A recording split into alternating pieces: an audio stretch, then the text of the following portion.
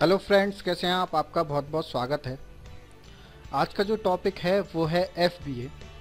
इस पे मुझसे बहुत सारे लोगों ने सवाल पूछे हैं और यकीनन मुझे ऐसा लगा कि शायद इसके बारे में मुझे बहुत पहले वीडियो दे देनी चाहिए थी। चलिए, देर आए दुरुस्त आए, अब दे देते हैं इस पे वीडियो। ठीक है, तो आज मैं आपको FBA के बारे में बताऊँगा कि FBA होता क्या है, इसमें कैसे काम कर सकते हैं आप। ठीक है, तो इसके बारे में कुछ पॉइंट्स हैं, पहले मैं पॉइंट्स रखता हूँ। ठीक है, उसके बाद फिर एक एक पॉइंट्स पे मैं आपको बताता जाऊंगा। गौर से सुनते रहिएगा क्योंकि मैं अब आपको FBA की काफ़ी सारी डिटेल्स बताने वाला हूँ। ठीक है, चलिए मैं आपको पॉइंट्स बता देता हूँ। पहले सबसे पहला जो पॉइंट है वो है कि FBA होता क्या है। ठीक है, दूसरा जो पॉइंट है वो है कि FBA में हम किस तरीके से सेल कर सकते हैं। तीसरा पॉइंट है कि कौन सा प्रोडक्ट FBA के लिए अच्छा होता है। चौथा जो पॉइंट है वो है कि FBA में प्रोडक्ट के सेल होने के कितने चांसेस होते हैं। पांचवा जो पॉइंट है वो है कि FBA में क्या क्या बेनिफिट होते हैं। छठा जो पॉइंट है वो है FBA के क्या क्या नुकसान हैं, वो भी बताना आपको बहुत ज़रूरी है। सातवां जो पॉइंट है, कौन से प्रोडक्ट्स हम FBA में सेल नहीं कर सकते। ठीक है दोस्तों, ये 7 पॉइंट हैं जिनके बारे में मैं आपको बताऊंगा। देखिए, सबसे पहले बताते हैं आपको कि FBA होता क्या है। FBA की फुल फॉर्म होती है फुलफिल्ड बाय अमेज़न। देखिए, FBA जो है उन लोगों के लिए बहुत अच्छा है जो लोग गाँवों में रहते हैं, जिनके पास ना ऑफिस है, ना जो है ऑनलाइन काम करने की कोई व्यवस्था है। ठीक है, ना उनके पास शहरों जैसी कोई व्यवस्था है और वो ऑनलाइन काम करना चाहते हैं, तो वो FBA के थ्रू काम कर सकते हैं।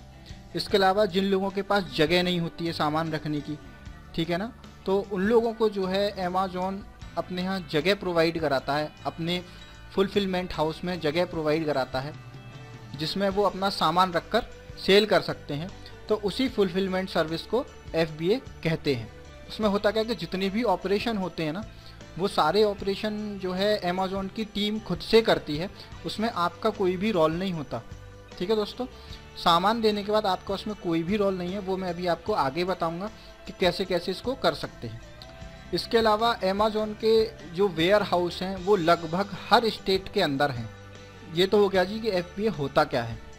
अब दूसरे पॉइंट पे आ जाते हैं, इसमें काम किस तरीके से कर सकते हैं FBA में। ठीक है, देखिए, सबसे पहले आपके पास सारे ज़रूरी डॉक्यूमेंट्स होने चाहिए। फिर आपको जो है अमेज़न में रजिस्ट्रेशन करना पड़ेगा।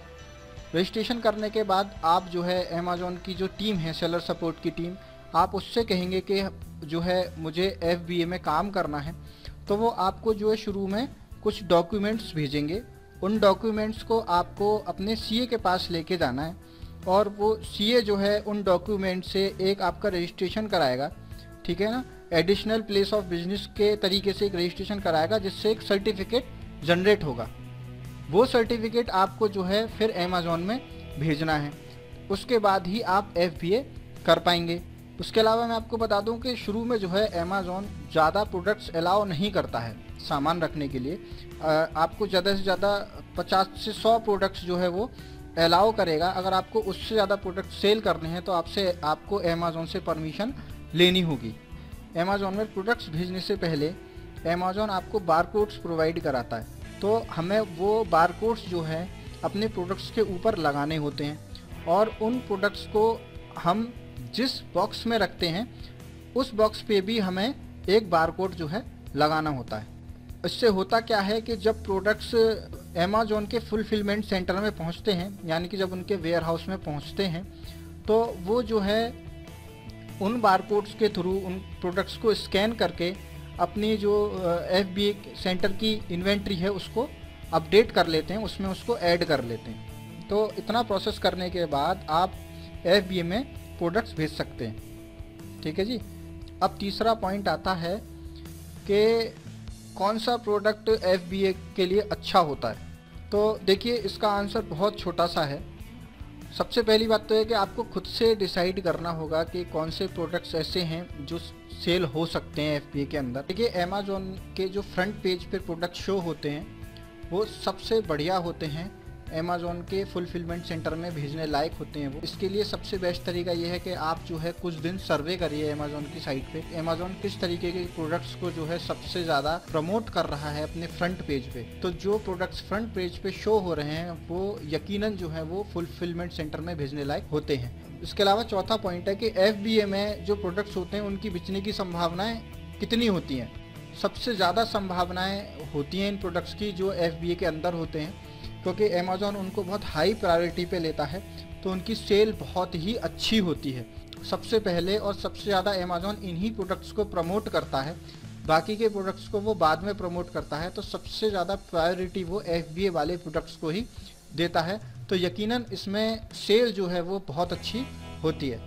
अब पांचवा पॉइंट है अमेज़ॉन FBA में काम करने का क्या फ़ायदा है। ठीक है, इसके बारे में आपको बता देते हैं। देखिए, अमेज़ॉन FBA में काम करने के बहुत सारे फ़ायदे होते हैं। जैसे कि मैंने आपको अभी बताया कि FBA वाले प्रोडक्ट्स को अमेज़ॉन जो है वो सबसे ज़्यादा प्रायोरिटी देता है।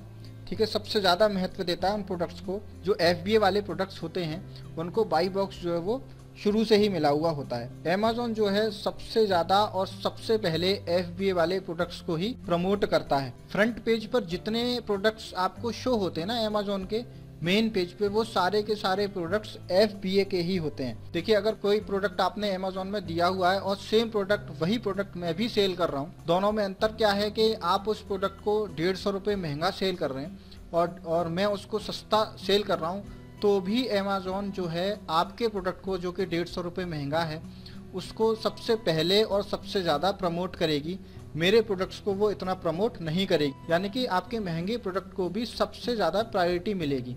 तो ध्यान रखिएगा कि FBA में जो है जो प्रोडक्ट्स होते हैं उनको प्रायोरिटी बहुत ज़्यादा मिलती है, उनकी सेल होने की संभावनाएं ज़्यादा होती हैं। इसके अलावा देखिए, अमेज़ॉन में जो हल्के वेट के प्रोडक्ट्स होते हैं ना, 100 ग्राम के, 200 ग्राम के, 250 ग्राम के, तो उन प्रोडक्ट्स को सेल करने में बहुत ज़्यादा फ़ायदा होता है, क्योंकि वहाँ पे जो लॉजिस्टिक चार्जेस होते हैं वो बहुत कम होते हैं, लगभग 30 रुपये होते हैं। और वहाँ पे जो आपकी पैकिंग का जो खर्चा है वो भी बहुत कम होता है। और अमेज़ॉन FBA में काम करने का सबसे बड़ा जो फ़ायदा है वो ये है कि आपके प्रोडक्ट्स की सारी जिम्मेदारी जो है वो अमेज़ॉन लेता है, अमेज़ॉन की होती है। अगर प्रोडक्ट ख़राब होता है, डैमेज होता है, तो वो अमेज़ॉन की रेस्पॉन्सिबिलिटी होती है। सारा जितना भी ऑपरेशन होता है वो अमेज़ॉन की टीम खुद से करती है। जो आपका मनी होता है वो आपके अकाउंट में टाइम से आता रहता है। तो एक ये भी बहुत बड़ा बेनिफिट है अमेज़ॉन FBA में काम करने का। अब छठा पॉइंट है वो है कि FBA में नुकसान क्या है। देखिए, अब आपको बताते हैं कि FBA में नुकसान क्या क्या हैं, क्या क्या ड्रॉबैक हैं उसके। देखिए, सबसे पहला जो ड्रॉबैक है वो है कि सबसे ज़्यादा जो उसमें COD ऑर्डर्स आते हैं। ठीक है, तो COD ऑर्डर्स में जो है वो रिटर्न के चांसेस बहुत ज़्यादा होते हैं। इसमें आपका जो 1 वे का कुरियर चार्जेस हैं वो लगता है, तो वो एक लॉस है FBA के अंदर। देखिए, दूसरा जो इसमें नुकसान है वो ये है कि आपको जो स्टॉक है वो रखना होता है प्रोडक्ट का, और बल्क में स्टॉक अमेज़ॉन के वेयर हाउस में भेजना पड़ता है आपको। देखिए, अगर सीधे सीधे मैं कहूँ, देखिए अमेज़ॉन FBA उन लोगों के लिए अच्छी है जिनकी फाइनेंशियली जो है स्थिति बहुत अच्छी है। और अगर आपने शुरुआत की है अभी अभी अमेज़ॉन में और आपने थोड़े से बजट से अगर शुरुआत की है, तो अमेज़ॉन FBA आपके लिए बिल्कुल भी ठीक नहीं है। ठीक है, तीसरा पॉइंट है इसमें, अगर प्रोडक्ट जो है सेल नहीं होता है तो आपको प्रोडक्ट अपना वापस मंगाना पड़ता है। ठीक है, ये कोई ज़रूरी नहीं है कि आपने अमेज़ॉन FBA में अगर कोई प्रोडक्ट भेज दिया है तो वो 100% सेल हो जाएगा। वैसे ज़्यादातर केसेस में मैं आपको बता दूं FBA में सेल हो जाता है, लेकिन अगर 1% वो सेल नहीं होता है तो आपको प्रोडक्ट अपना वापस मंगाना होगा और फिर सोचना पड़ेगा आपको उस प्रोडक्ट के बारे में कि अब उसका क्या करना है। ठीक है, तो ये एक बहुत बड़ा ड्रॉबैक है अमेज़ॉन FBA का। चौथा जो बहुत बड़ा ड्रॉबैक है, जब आप FBA में प्रोडक्ट्स भेजते हैं तो देखिए वहाँ पे जो है स्टोरेज फीस लगती है। ठीक है ना, और वो सेम उसी दिन से लगती है, पहले दिन से लगती है जब आपने प्रोडक्ट भेजा है। तो वो स्टोरेज फीस जो है वो आपको मंथली देनी होती है अमेज़ॉन वालों को। अमेज़ॉन FBA जो है वो फ्री नहीं होता है, उसमें आपको जगह का जो है पैसा देना पड़ता है। तो वो पैसा फिक्स होता है, यानी कि वो लगभग 14 से 15 रुपये लगभग जो है पर क्यूबिक स्क्वायर फीट के हिसाब से जाता है। तो आपको उस हिसाब से पैसा देना पड़ेगा FBA के अंदर। तो वो एक आपका खर्चा है जो आपको मंथली देना होगा। ठीक है दोस्तों, तो ये चौथा पॉइंट है। और जो पांचवा पॉइंट है वो मैं आपको बता दूं, डैमेज इशू का आता है। अमेज़ॉन के थ्रू जो भी प्रोडक्ट डैमेज होता है, चाहे वो कुरियर में हो या उनके थ्रू कोई भी प्रोडक्ट अगर डैमेज होता है तो उसका आपको 30 to 60% ही मार्केट वैल्यू के हिसाब से पैसा वापस मिलता है। आप सोच रहे हो कि आपको पूरा पैसा वापस मिल जाएगा, ऐसा नहीं है। ओनली 30 to 60% पैसा ही आपको वापस मिलेगा। ये भी एक बहुत बड़ा ड्रॉबैक है, ठीक है। और जो छठा पॉइंट है, आप जो प्रोडक्ट्स भेज रहे हैं अपने यहाँ से अमेज़ॉन के वेयर हाउस तक, तो वो जो लॉजिस्टिक चार्जेस हैं वो भी आपका देखा जाए तो इन्वेस्टमेंट ही है, तो वो भी एक तरीके से ड्रॉबैक ही है, वो फ्री नहीं होता है।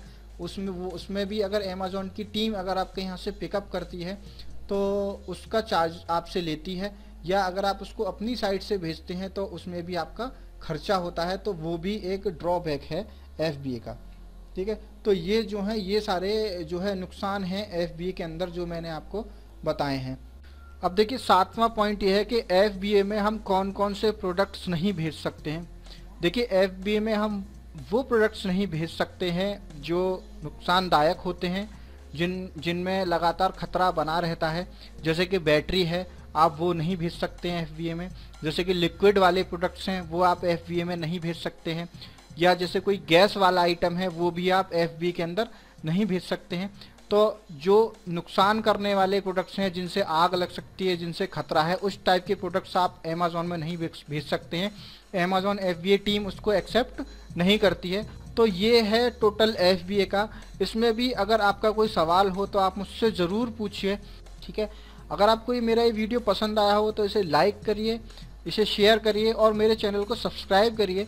और सब्सक्रिप्शन के ऑप्शन के बराबर में ही एक बेल का ऑप्शन होगा, उसको ज़रूर दबाइए, क्योंकि वो नोटिफिकेशन का ऑप्शन होता है। जब मैं कोई आने वाली नई वीडियो डालूंगा तो आपको उसका नोटिफिकेशन मिल जाएगा। थैंक यू दोस्तों।